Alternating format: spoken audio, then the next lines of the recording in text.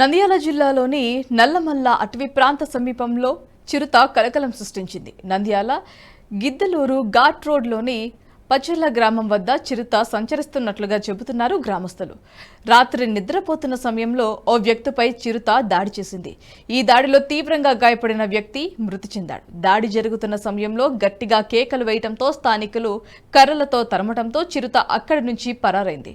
అయితే చిరుతను పట్టుకోవడానికి అటవీ అధికారులు 2 బోన్లను ఏర్పాటు చేస్తున్నారు.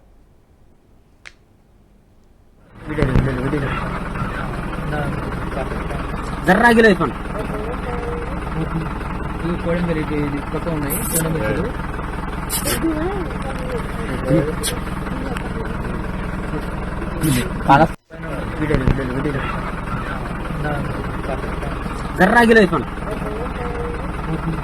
ఈ కోడంబరి ఇది పక్క ఉన్నాయి కోడంబరి.